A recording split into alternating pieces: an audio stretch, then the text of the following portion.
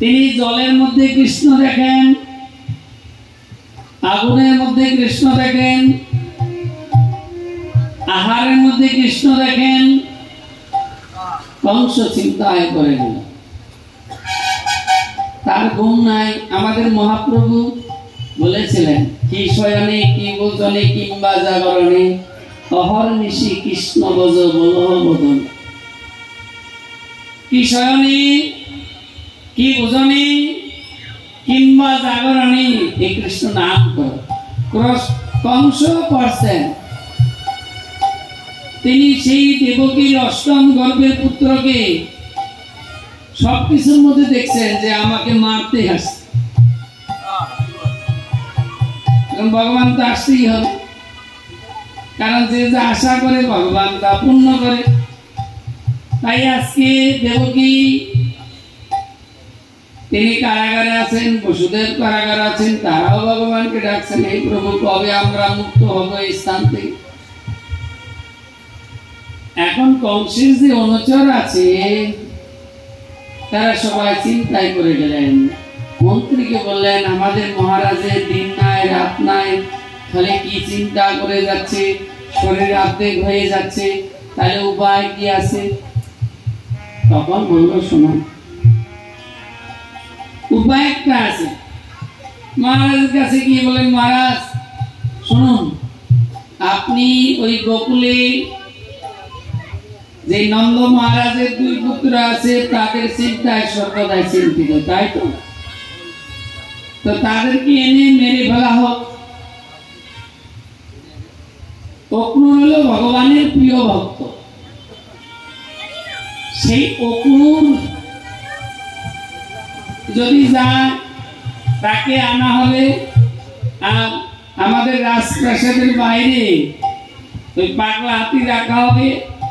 আসলে হাতি শুরু দিয়ে এক আছাড় দিয়ে ওই দুই পুত্রকে মেরে ফেলবে, কোনো চিন্তা করবে না।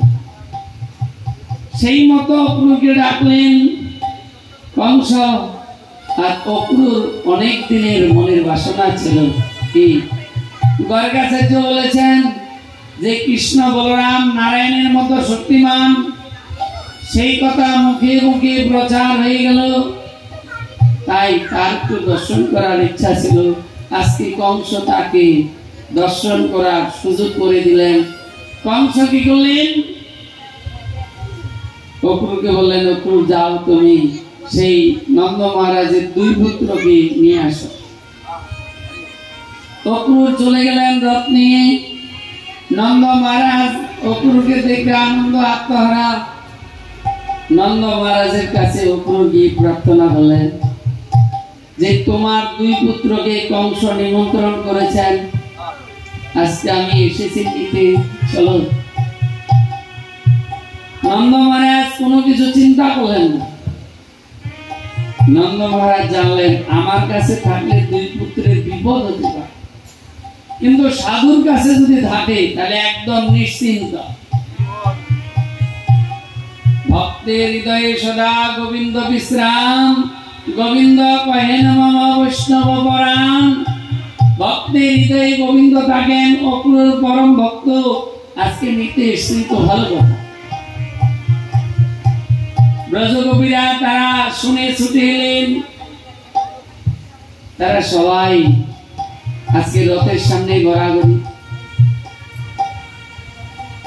নন্দ মহারাজ নন্দরানীর কাছে কৌশলে তাদেরকে আজকে রাজি করিয়ে অনুমতি নিয়ে কৃষ্ণ বলরামকে নিয়ে যাবেন। কিন্তু ব্রজগোপীদের এই অবস্থা দেখে অক্রূর চিন্তায় পড়ে। কৃষ্ণ তখন সখীদেরকে বললেন, হে সখীগণ, হে গোপীগণ, তোমরা আমার সুখী সুখী, আমার দুঃখের দুঃখী। তোমরা বলেছিলে তোমাকে বাসিব ভালো, এই ভিক্ষা চাই, তুমি বাসবানা বাসো ভালো, তাতে দুঃখ নাই। যদি তাই হয়, আমার একটু ঘুরতে যাওয়ার ইচ্ছা আছে, সেখানে গিয়ে আমি একটু আনন্দ উপভোগ করবো, সেই জন্য যাবো। যদি আমার সুখে তোমরা সুখী হও, তাহলে আজকে আমাকে বিদায় দাও। বিদায় কি আর কেউ দিতে পারে? বিদায় কি আর দেয় ভগবানকে? সবাই আজকে মনে হয় দেখি প্রাণ নাই। তখন কৃষ্ণ বলল, হে রাধে, আমি আজ গিয়ে কাল ফিরে আসবো, আমাকে দয়া করে বিদায় দাও। এই কথা শ্রবণ করে তখন রাধারানী অনুমতি দিলেন। রাধারানী বললেন, হে বধূ, তুমি আমার উপর দিয়ে রথ নিয়ে যাও। আমি শুনেছি মৃতদেহ দেখলে, মরা মানুষ দেখলে যাত্রা ভালো হয়, তাই আমি চাইছি তোমার যেন যাত্রা ভালো হয়। আজকে রাধারানী তিনি আজকে প্রার্থনা করলেন। আজকে রাধারানীকে বুঝিয়ে ভগবান শ্রীকৃষ্ণ আর বলরামকে রথে নিয়ে আজকে যাচ্ছেন। যাওয়ার সময় বলে গেলেন, রাধে, আমি আজ গিয়ে কাল আসবো, কিন্তু কাল আসলো না। এবার যাত্রা করছেন, যেতে যেতে অক্রূর চিন্তা করছেন যে কোনো মতে যদি কৃষ্ণ বলরামের কিছু ক্ষতি হয়, তাহলে যতদিন এই পৃথিবী থাকবে ততদিন আমার অকৃতি ঘোষণা হবে যে অক্রূরের জন্য আজকে কৃষ্ণ বলরামের এই অবস্থা হলো। কৃষ্ণ অন্তর্যামী জানলেন, জেনে বলল, কাকা রথটা এখানে দাঁড়া করাও। অক্রূর চিন্তা করলো, তাহলে ফাঁকা টাইমে আমি যমুনায় স্নান করে নিই। যমুনার মধ্যে যখন ডুব দিলেন, সেখানে দেখি কৃষ্ণ। আবার উপরে উঠে তাকালেন, রথে দেখে কৃষ্ণ। যাহা যাহা নেত্র পরে তাহা তাহা কৃষ্ণ ঈশ্বর। আবার জলে ডুব দিলেন, সেখানে দেখে কৃষ্ণ। আবার উপরে উঠলেন, দেখে কৃষ্ণ। তখন চিন্তা করলেন, তিনি নারায়ণ, তিনি যা ইচ্ছা তাই করবেন, তাই হবে। তাই আজকে অক্রূরের সংশয় দূর হয়ে গেল। রথ নিয়ে আস্তে আস্তে এগিয়ে চলেন। কিছু দূর যখন গেলেন, দেখলেন কি সেখানে এত সুন্দর জামা কাপড়। বলরামকে বলছি, একটা নিলে ভালো হতো, পড়লে ভালো হতো। বৃন্দাবন হলো গরিব এলাকা, সেই বসতি সবাই গরিব, আর মথুরাই হলো বড়লোক। এখন তাদের পোশাক দেখে কৃষ্ণের মনে হলো যে দাদা একটু পড়লে ভালো হবে, চল পড়ি। গিয়ে দেখে ওরা দুইজন একসাথে যদি প্রবেশ করে, তাও মনে হয় ঢোলা হবে, ঢিলা হবে। কাজ করো, এটাকে সেলাই করে না। তাই সেলাই করবো কি, দর্জির কাছে নিয়ে যাই। দর্জির কাছে নিয়ে গেলেন, দর্জি রাজি হলেন না, আরো গরম দিলেন। আর কৃষ্ণ এক ঘুষি মারলেন, দর্জি গোবিন্দ নামায় হইল। এই খবরটা চারিদিকে প্রচার হয়ে গেল। এখন সবাই কংসের অনুচর যারা, তারা বলছে তাড়াতাড়ি প্রস্তুতি নাও, যুদ্ধে উদ্যত হও, আমাদের রাজাকে যিনি বধ করবেন তিনি আসছেন। এখন তাদের বুদ্ধি হলো কি, যে গেটের সামনে এই পাগলা হাতি রেখে দেবো, আসবে এই হাতি এক আচার দিয়ে কৃষ্ণ বলরামকে মেরে ফেলবে। চলে এলো হাতির সামনে, যুদ্ধ শুরু হলো। এখন কৃষ্ণ কি যুদ্ধ করবে, এক লাফ দিয়ে পিছনে গেল, হাতির লেজ ধরে 3 পাক দিল, অনেক দূরে গিয়ে বললো গোবিন্দায় নমঃ হয়ে গেল। এদিকে সব ছুটে আসছে যুদ্ধ করবার জন্য। কৃষ্ণ বলছে, দাদা তুমি এদেরকে দেখো, আমি আসল মূল পান্ডাটাকে মারলে এরা সব পালিয়ে যাবে। কৃষ্ণ এক লাফে চলে গেল কংসের কাছে। গিয়ে কংসের ওই চুল ধরে টানতে টানতে নিচে নামালেন। কংস তখন বললেন, আমাকে ছেড়ে দে, আমাকে ছেড়ে দে। বলে, মামা তুমি সেই দিন আমার মাকে রথ থেকে মাটিতে নামিয়েছিলে, সেই দিন কেমন হয়েছিল বলো দেখি, আজকে সেটা অনুভব করো। যুদ্ধ শুরু হলো, এক ঘুষি মারলো, উপরে চলে গেল কংস। এইবার কৃষ্ণের দাদুকে সিংহাসনে বসিয়ে কৃষ্ণ বলরাম, এই কাহিনী তো মা অনেক বড়, আজকে আমাদের তো শেষ করতে হবে, বিশ্রাম রাখতে হবে ভাগবত। কৃষ্ণ বলরাম চলে গেল শান্তিপুণী মুনির আশ্রমে। এই শান্তি মুনি তিনি ছিলেন পণ্ডিত জ্ঞানী, সেইখানে গিয়ে বিদ্যা অধ্যয়ন করছেন মন প্রাণ দিয়ে। এদিকে সুদামা নামে একজন ভক্ত গিয়েছেন। সেই ভক্ত সরল ব্রাহ্মণের সন্তান। গুরুমা সুদামাকে দেখে পূর্বের কথা মনে পড়ে গেল যে আমার একটা সন্তান ছিল, আর সেই সন্তানটা আজকে নেই, অকালে আমার কপাল থেকে চলে গেল। তাই সুদামাকে দেখে মা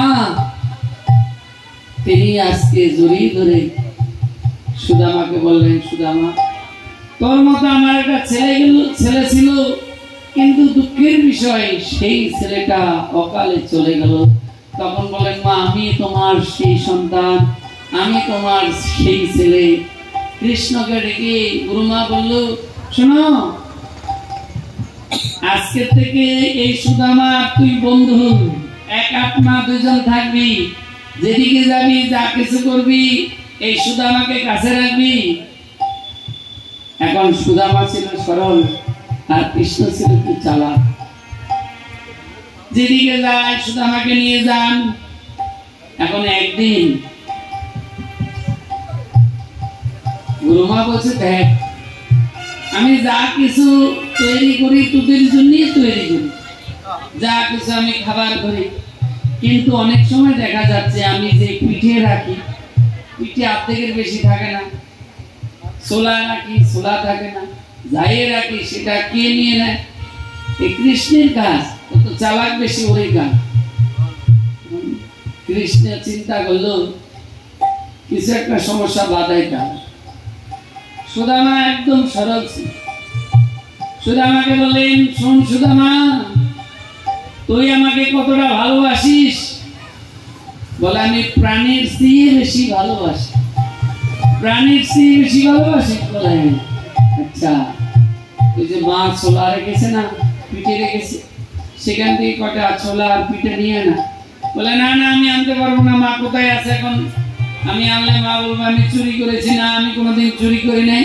বলে, মা যা রাখে আমাদের জন্য রাখ, ছোলা পিঠে পায়েস দধি মাখন যা কিছু করে আমাদের জন্য করে, নিয়ে নেয়। বলে, না আমি পারবো না, উঁচু জায়গায় রেখেছে দেখ। তখন একটা টেবিল এনে দিল কৃষ্ণ। সুদামা রাজি হচ্ছে না। সুদামাকে কৃষ্ণ বলছে, শোন তুই একদিন বলছিস, আমি তোকে জিজ্ঞাসা করেছিলাম যে সুদামা তুই আমাকে কেমন ভালোবাসিস? বলে, আমি প্রাণের চেয়ে বেশি ভালোবাসি। তো প্রাণের চেয়ে যদি বেশি ভালোবাসিস, আজকে তুই দুটো ছোলা পিঠা এনে দিতে পারবি? আচ্ছা ঠিক আছে তাই দেবো। তখন ওই টুলের উপর উঠে, টেবিলের উপর উঠে যখন ওই ছোলা আনতে গিয়েছে, আর কৃষ্ণ কি করলেন, গুরুমাকে ডেকে এনে বললেন, দেখো তোমার বোনের ছেলে কি করছে, তুমি তো তাকে বেশি ভালোবাসো, আর যত অন্যায় করি চুরি করি আমি করি, এইবার দেখো। সুদামা বলে, সে কি, যার জন্য আমি চুরি করলাম আজকে এনে আমাকে ধরা দিল। সুদামা এখন কাঁদতে শুরু করে দিল। গুরুমা কি আর বলবে, গুরুমা বকে ডকে একটু চলে গেল। এইবার কৃষ্ণ গিয়ে বললেন, সুদামা তুই আমার দুটো পিঠে দেয় না? বলে, তোরে কিছু দিব না, আর কোনোদিন তোর কাছে কিছু আমি চাইব না, প্রতিজ্ঞা করে বসেছি। গুরুদেব যা শিক্ষা আজকে অধ্যয়ন করার, সে মন প্রাণ দিয়ে শিক্ষা অধ্যয়ন করছেন। এটা সত্য তেতা দাবর পর্যন্ত ছিল। কলিযুগী মহাপ্রভু নিজেও তিনিও বিদ্যানগরে গিয়ে শিক্ষা অধ্যয়ন করেছিলেন। তাই সত্য যুগের থেকে সত্য তেতা দাবর যুগে পর্যন্ত দেখা গেল যে সবাই রাজরাজারা পর্যন্ত সাধারণ মানুষ এই গুরুদেবের কাছে গিয়ে কিভাবে সংসার করতে হবে, কিভাবে ভগবানের নাম করতে হবে, এগুলো অধ্যয়ন করতেন। তাহলে সংসারটা করলে কি হয়? সংসার হইল অসার। যেমনি গঙ্গায় জলের উপরে নৌকা থাকে, বিন্দু মাত্র যদি ছিদ্র থাকে নৌকা ডুবে যায়, তেমনি বিন্দু মাত্র দুর্বাসনা থাকলে মানুষ জ্বালায় অশান্তিতে ভোগে। তাই আজকে কৃষ্ণ বলরাম গুরুদেব যা আদেশ করেন তা অক্ষর অক্ষরে পালন করেন। একদিন গুরুদেব কাজের জন্য অন্য স্থানে চলে গেলেন। এদিকে গুরুমা তিনি আজ কৃষ্ণ বলরাম সুদামাকে বললেন, এক কাজ করো, গৃহের মধ্যে কোনো কাঠ নাই, কাঠ নিয়ে আসো, রান্না করতে হবে। তারা বনে গেল, আর ঝড় বৃষ্টি আরম্ভ হলো। সেদিন ফিরে আসতে পারলো না। গুরুদেব রাত্রে গৃহে আসলো। গুরুদেব এসে জিজ্ঞাসা করলেন, কোথায় কৃষ্ণ বলরাম সুদামা?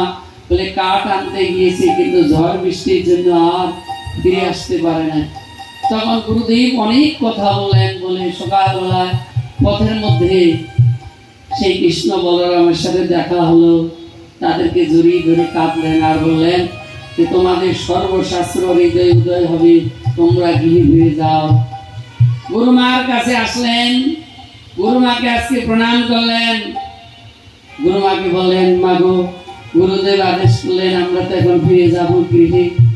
বলো তোমাকে আমরা কি সেবা দিতে পারি, তোমার জন্য কি করতে পারি? প্রণাম করলে প্রণামে দিতে হয়। মাকে প্রণাম করে প্রণামে দিতে চাইলেন, মা প্রণামে দিবে না। বলে না বাবা, আমার প্রণামের দরকার নাই। বলে তোমার কি চাই? বলে দিতে পারবি না। বলে একবার মুখ দিয়ে বলো। কৃষ্ণ বলে কি লাগবে, তোমার কি চাই, তোমার বাসনাটা একবার তুমি আমাকে বলো। শুধু বলো, আমি পারি কি পারি না, পারবো কি পারবো না, সেটা পরের কথা। বলো দেখো, সকালে আমার পুত্র চলে গেল, সেই পুত্রকে যদি একবার দর্শন করতে আমি পারতাম। তখন কি করলো?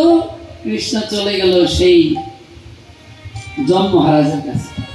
যম মহারাজকে বললেন, আপনি কিভাবে, কেমন ভাবে আমার গুরুপুত্রকে আপনি নিয়ে আসলেন? বললেন, ভক্তকে এনেছি বলে আজকে ভগবানের দর্শন আমি পেয়েছি, আমার জন্ম আজকে সার্থক হলো। সেখানে কৃষ্ণের পূজা করলো যম মহারাজ। গুরুপুত্র এনে গুরুমাকে দিলেন আর গুরুদেবের কাছে এসে প্রণাম করলেন। গুরুদেব তো গুরুপুত্র পেয়ে গুরুমা, গুরুদেব আনন্দে আত্মহারা। সাধকের মুখে শুনলাম আজকে গুরুদেব আজকে বললেন, তোমরা চলে যাও, সর্বশাস্ত্র জ্ঞাত হবে আমার আজ্ঞেতে, তোমরা যাও এবার গৃহেতে। তখন গুরুদেবকে বললেন প্রণাম করে, হে গুরুদেব, আপনার চরণে প্রার্থনা, আপনি কৃপা করে যেটুকু আমাদেরকে শিক্ষা অধ্যয়ন করেছেন, কোন জন্মে আপনার ঋণ শোধ করতে পারবো না।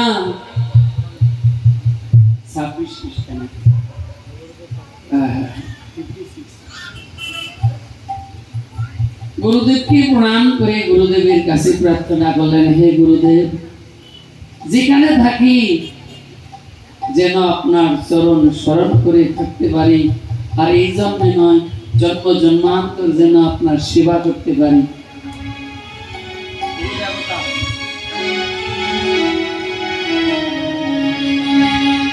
হে গুরুদেব,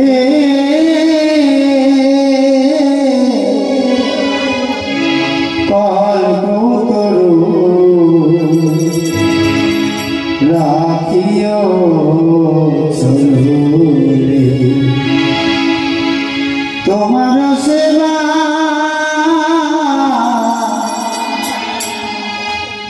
করিতে পারি,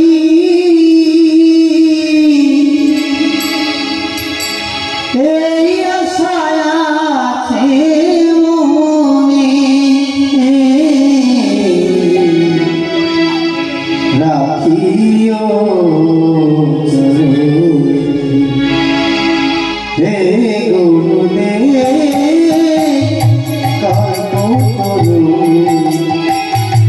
রাখিও চরণে।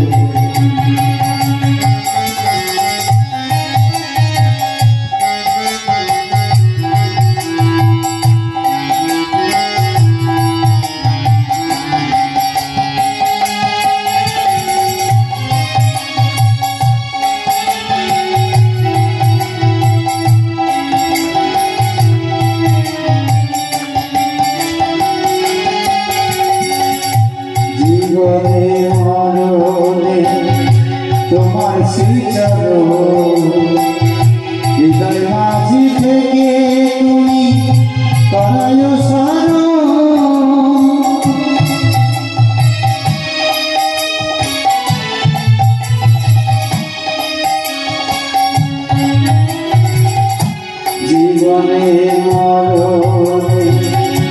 তোমার শ্রীচরণ হৃদয় মাঝি থেকে তুমি করায় স্মরণ। অভিমন্য নামে এক ভক্ত ছিল, তিনি বাল্যকালে গুরু গৃহে গিয়েছিলেন। মহাভারতের কাহিনী, গুরু গিয়ে যখন গেলেন সেখানে গুরুদেবের মন প্রাণ দিয়ে সেবা করতেন, আর গুরুদেব তাকে ভালোবাসতেন। অন্য শিষ্যরা ওই এত ভালোবাসা দেখে তারা অনেক রকম কথা বলতেন। এই মতো অবস্থায় গুরুদেব অন্তর্যামী জেনে বললেন, এই শোন অভিমন্য, এই তুই যে মাঠে যাচ্ছিস, এই 7 দিন কোনো কিছু আহার করবি না। বললেন যথাজ্ঞা গুরুদেব। বলে আশ্রম থেকে কোনো কিছু আহার করবি না। গুরুদেবকে প্রণাম করে সকালবেলা বেরিয়ে গেল। এখন খিদা লাগলো, বাচ্চা ছেলে কি করবে? গুরুদেব বলছি আশ্রম থেকে কোনো কিছু আহার করবি না, কোনো কিছু সেবা নিবি না। এখন ওই গরুর দুধ, গোমাতার দুধ সেবা করে। দেখছি 1 সপ্তাহ হয়ে গেল, একদম বলবান, হৃষ্টপুষ্ট, আগের সে শরীর ভালো। ডাকলো, অভিমন্য কিরে, এ তুই কি সেবা করছিস, কি প্রসাদ পাচ্ছিস? বলে গুরুদেব আশ্রম থেকে তো কিছু পাচ্ছি না, এই গোমাতার দুধ গ্রহণ করছি। বলি এই সর্বনাশ, তাহলে বাছুর গুলো তো কম পাবে দুধ, গরুর দুধ আর গ্রহণ করা যাবে না। এখন আর গ্রহণ করে না। এখন ছোট মানুষ খিদা পেয়েছে, কি করবে? এখন ওই গোমাতার দুধ গরুর বাছুর খেয়ে যা, আর যেটা ভেনা ভেনা হয় ওইটা খা, পিঠির কেটে রাখতে পারেন। এখন বাবা চলে গেল 7 দিন, দেখছে না অভিমন্য ঠিকই আছে শরীর। ডাকলো, অভিমন্য এই তুই কি গ্রহণ করছিস? বলে দুধ তো আর গ্রহণ করি না, এখন গোমাতা দুধ গ্রহণ করে, আর যেটা ভেনা ভেনা হয় সেটা আমি গ্রহণ করি। দুধ গ্রহণ করে চলে যায়, আর যা ভেনা ভেনা হয় সেটা আমি খাই। বলে ওই বাছুরগুলো তোর জন্য দুধ রেখে যায় ভেনা ভেনা করে, এগুলো গ্রহণ করা যাবে না, এগুলো মা গ্রহণ বন্ধ। চলে গেল। পরের সপ্তাহ কি করলেন? আমরা আখ খাই না, সে আখ গাছের পাতা শুকিয়ে গেছে বলে খেয়ে গিয়ে চোখ বন্ধ হয়ে গেল। এইবার একটা গর্তের মধ্যে পড়ে গেল। এদিকে তার আসছেন, চিৎকার করছে, অভিমন্য কোথায়, অভিমন্য কোথায়, অভিমন্য কোথায়? সেই একটা কুয়োর মধ্যে পড়ে গিয়েছিল। বললেন, গুরুদেব আমি এই স্থানে আছি। এই স্থানে কি করে গেলি? বলে আমি আখের পাতা খেয়ে খেয়ে শুকনো পাতা অন্ধ হয়ে গেছি, তাই সন্ধ্যার সময় গোমাতা নিয়ে যখন আশ্রমে যাচ্ছিলাম আর এই গর্তের মধ্যে পড়ে গেছি। তো বাবা তুই সূর্য দেবতাকে ডাক, সূর্য দেবতা তোকে দৃষ্টি প্রদান করবে। তখন সূর্য দেবতাকে ডেকেছিলেন, আর সেই সূর্য দেবতা তখন তার দৃষ্টি প্রদান করলেন। এইবার গুরুদেবের কাছে ফিরে এলেন, সবাইকে দেখালেন, দেখো তোমাদের কি এইরকম ভক্তি শ্রদ্ধা আছে, গুরুদেবের কথা পালন করবে। তখন অভিমন্যুকে বললেন, শুনো, তুমি শেষের দিনে ভগবানকে লাভ করবে, তোমার সেবায় আমি সন্তুষ্ট হলাম। তাই আজকে বললেন, জীবনে মরণে তোমার সেই চরণ হৃদয় মাঝি থেকে তুমি করায় স্মরণ। আমি অতি নিরমতি সাধন ভাব বিহানে হে গুরুদেব কল্পতরু রাখিও হে গুরুদেব কল্পতরু রাখিও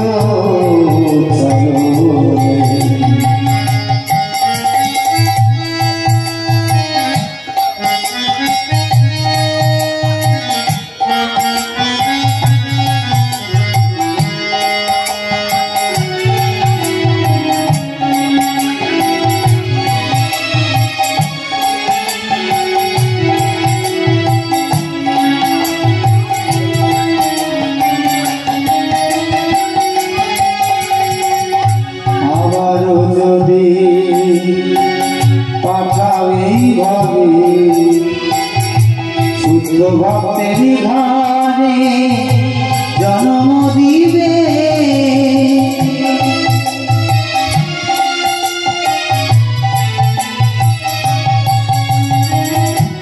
আবার যদি পাঠাবে ভাবে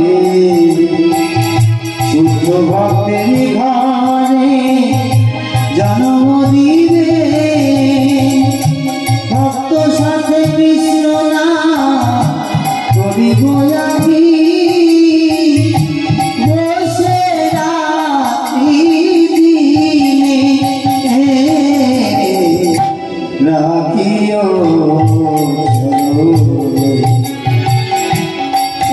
গুরুতে কল্পতরু রাখিও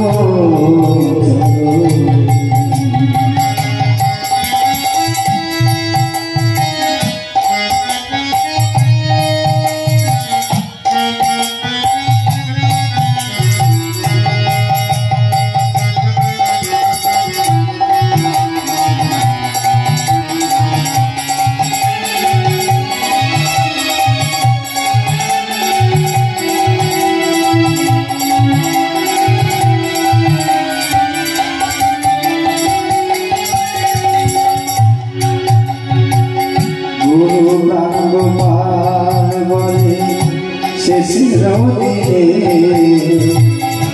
বান্ধব কেহ নাই তুমিও বীরে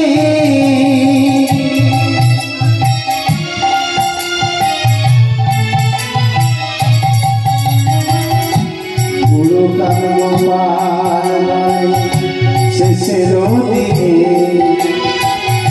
বান্ধব কেহ না তুমিও বীরে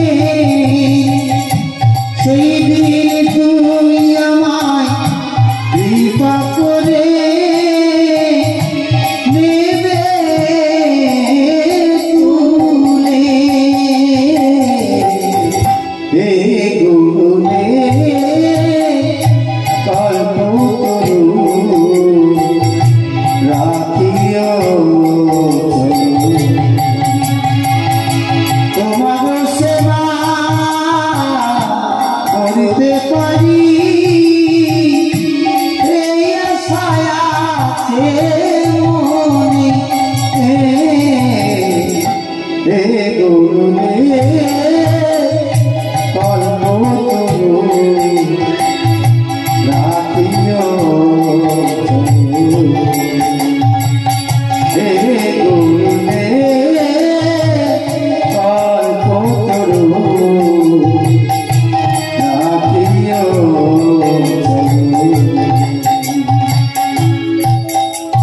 আজকে কৃষ্ণ বলরাম গুরুদেবের চরণে প্রার্থনা করলেন, হে গুরুদেব, যেন আপনার সেবা করতে পারি।